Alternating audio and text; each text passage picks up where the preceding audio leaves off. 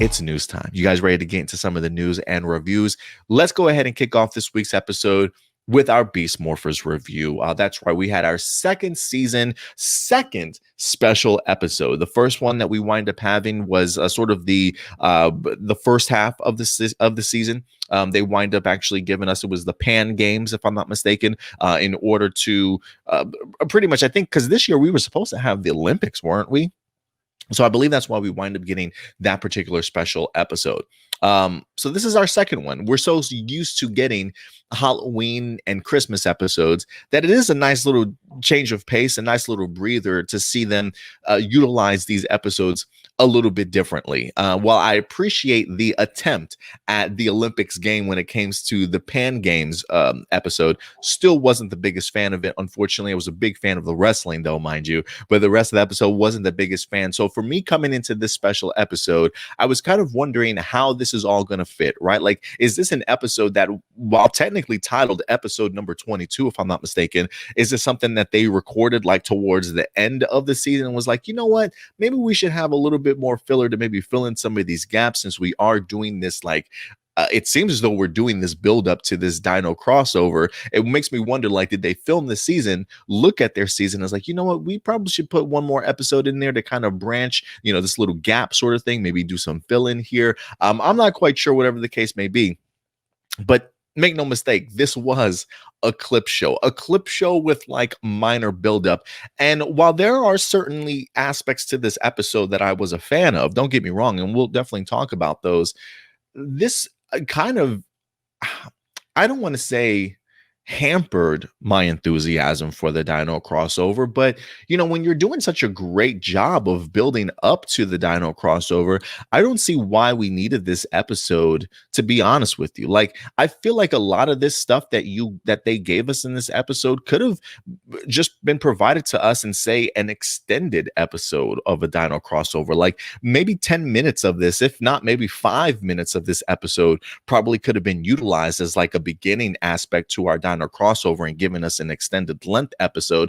But I'm looking at this episode thinking to myself, why did we spend 20 something minutes of this when I don't think that we certainly needed it? Like, for me, I had the momentum that was building, right? From the return from Evox Snare, you grabbed me, right? With the RPM and Dr. K crossover stuff. We had the Captain Chaku, the 2-part event where we wind up getting more of the PR Vault and more of the Ryjack sort of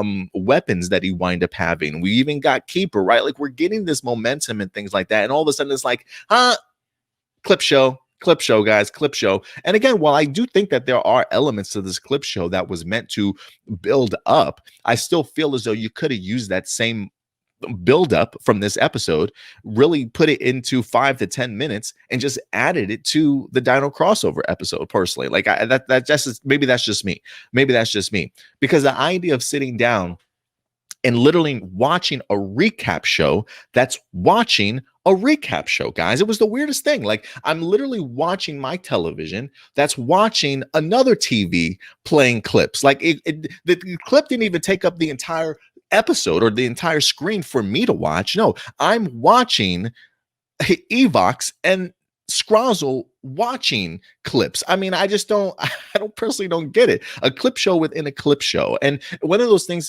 another thing that kind of aggravated me a little bit about this week's episode was the fact that we're picking villains. I get the idea of like, hey, we want to go ahead and pick villains to go ahead and fight the Power Rangers, right? We're getting ready for this big Dino crossover. I personally think the more enemies you can utilize, the better.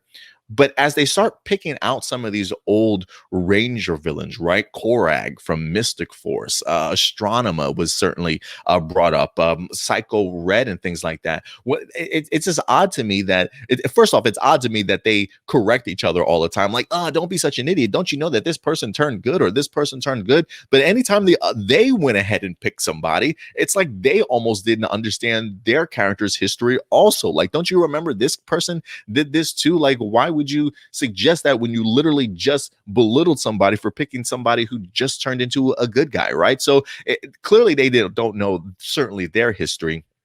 But I will say the benefit to this was to see the return of Goldar. It's certainly something that I was really hoping to see. Again, the fact that Goldar literally had just a couple of minutes, you're trying to tell me you could not shrink this entire episode story into 5-10 minutes for an extended episode of Dino Crossover. Like it just felt like the road to get to Goldar was a little bit unnecessary for me. Like don't get me wrong, it was great for nostalgia, it was great for, you know, clips from the previous days, but I don't understand the point of how all that certainly fit into the idea when you weren't going to use any of these characters in the first place, right? So we wind up creating Goldar. Goldar's back, more powerful. I think Scrozzle's plan this week was to go ahead and not only use the reanimizer that he wind up getting from Ryjack, but also utilizing gemstones, aka diamonds in this case, to power up his reanimizer so that he can power up his one last villain that he can reanimate. Like for me, my question would be, I get the idea that all these villains eventually turned good, right? But you're reanimating objects of them when they were evil. If you're just using them for evil purposes, couldn't you have brought back Astronema? Couldn't you have brought back Korag, because they would technically have been their evil versions of themselves? I don't think you're going to bring them back and they're going to be like, yes, kill those Power Rangers. Wait a minute, wasn't I a good guy? And then all of a sudden turn their backs on Evox and stuff. I don't think it necessarily works that way. But that's how they were certainly treating it. Like all of a sudden these enemies weren't good enough anymore because of the fact that some of them turned good in their, in their past. But now we've got Goldar here, where again you're about to go up against the Power Rangers. Maybe they just have no idea that Dino Charge and Dino Thunder is about to team up with them. But wouldn't you want like all hands on deck? So to kind of see Goldar take out Sledge in here, to see the Rangers take out the rest of the Dino Charge enemies, I guess that's the end of them, right? Like I guess they're not coming back anymore. But I'm scratching my head here, thinking to myself, like, wouldn't I want them still around to kind of certainly help me out in this case? Like one powered up and souped up Goldar probably may not be enough in this case, but that's where this episode led us to. So while I wasn't the biggest fan of the buildup, because it honestly felt like it was a little bit of a waste of time, I do appreciate the return of Goldar, and even him just kicking the hell out of Sledge. I thought he was like, it's one of those things where I feel like Goldar's rebuttal, or I should say like his pushback to being kicked in the back, is something that like these new enemies of the Power Rangers just aren't even ready for. Like these new enemies are such babies compared to some of these OG Rangers that were just, or OG villains that were just ruthless and just didn't give an F. You know what I'm saying? So Sledge thinks he can just go around and kicking anybody. Goldar's like, you forgot I'm an OG here? And he like just puts him on his ass, sort of thing. So I love the fact that Goldar immediately comes out of the gate swinging, immediately shows his ruthlessness, and he's powered up also. So should be fun to kind of see a returning Goldar in the Dino Crossover next week. So I definitely was looking forward to it. But again, this is just a classic case of Power Rangers having great momentum and then stalling their own particular momentum before their big episode this week. I personally just don't get it. What else wound up happening in here? Shout out to Ravi for doing his best Sherlock Holmes impression. I don't know who his Watson was. Probably Jacqueline was probably his, or I should say Zoe was more or less his Watson in this week's episode, doing his best detective work, trying to figure out what Scrozzle and Evox certainly were up to with all the gem stealing and the diamond stealing, getting our Rangers at least set up and ready to go ahead and ambush Poisandra and the rest of her crew and things like that. So there were some fun aspects to this week's episode, but not enough for me to be like on board with it like I was the past couple of episodes. This definitely was. Again, I appreciate the moments that we certainly had, but at the end of the day, definitely did stall my momentum a little bit, because I really felt like they could have put 5 minutes of this at the beginning of the Dino Crossover and explained the episode even better than getting an entire episode of just me watching a clip show, You know what I mean? It was just weird this week. Trying to think what else. Oh, honorable mention goes out to Steel too. He's still hinting at the idea of like, hey, bro, when you gonna give me human parts and stuff. He's starting to remind me more, like, if you guys are WWE fans, if you watch wrestling, he reminds me of Matt Riddle so much. Hey bro, like, I feel like when Steel comes into the room and like Matt Riddle's theme song should just start kicking on the way that he talks to everybody. But like Steel's terrible joke at the end when Devin's like, yeah, I got to go ahead and start prepping for some video game tournaments and things like that. Who wants me to kick their butt? And Steel's like, well, if you kick my butt, like, do we have to explain the joke? Like, I'm sorry, guys. This episode was all over the place for me. I just wasn't the biggest fan of this special episode. The writing wasn't there at all times. The terrible jokes weren't there at all times. But again, the return of Goldar was great. Seeing Detective Ravi was great, honestly. And I'll even say, dang, I had one more thing on the top of my head. I'll even say the idea of making this episode, or I should say the storyline for the season so far, really being the Rangers.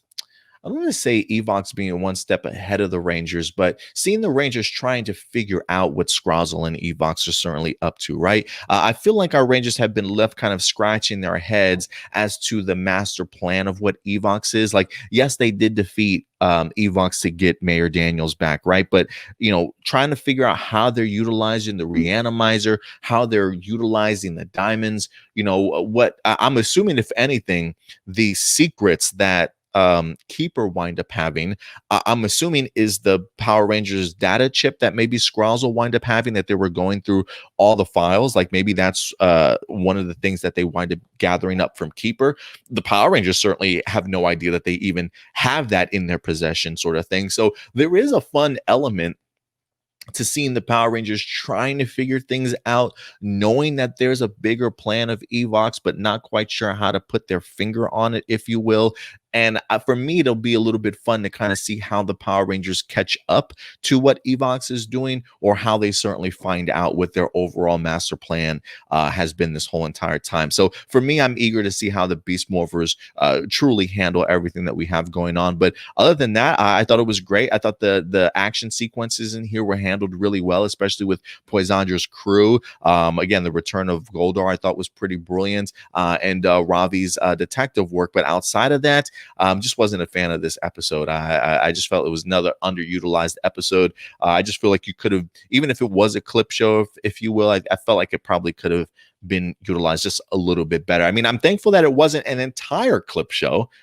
For that, I am certainly grateful, but I do think that there is another way of better handling some of these clips. And also, if there is another complaint, I have to throw this out, guys. I'm sorry. Another complaint about this episode: who did Lord Zed's voiceover work, man? Just absolutely terrible. Like, whoever hired that guy to do the voiceover work, clearly Lord Zed is not that person's strength. Like, I'm pretty sure that there are fans that could probably do better Lord Zed impressions than whoever it was.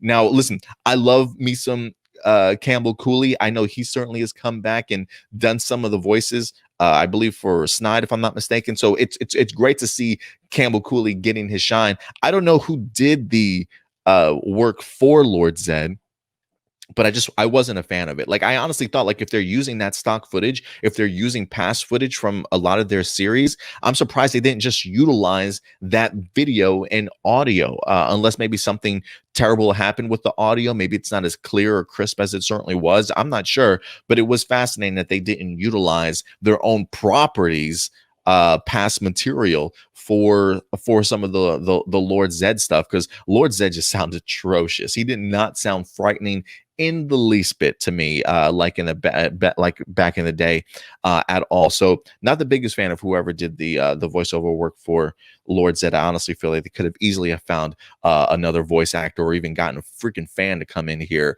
and do a better job than what they did in this episode. But overall, guys, I'm sorry if you were fans of this episode. Listen, if you were fans of this episode, I'm not trying to crap on your fun time with this episode. If you enjoyed this episode, more power to you. I hope that you certainly did, right? Like, my point in coming here isn't to just bash this episode and make you guys hate it. Like, that's not what I'm here to do. If anything, I'm just trying to give you guys my opinion, and maybe you didn't like the episode, and my opinions just strengthen that for you, or maybe my opinions even strengthen the fact that why you like this episode to begin with. So if you did enjoy this episode, I'm really glad that you did, guys. But for me, unfortunately, just wasn't my bag of tea this week. So I'm hoping I can continue to keep that momentum for Dino Crossover. Listen, I'm going to go into it super pumped for Grid Connection regardless. I just feel momentum wise, this was a real hindrance, I felt like, for some people's momentums, and could have been utilized completely differently, honestly. So we'll see what happens next week, guys. But regardless, we definitely will be back to talk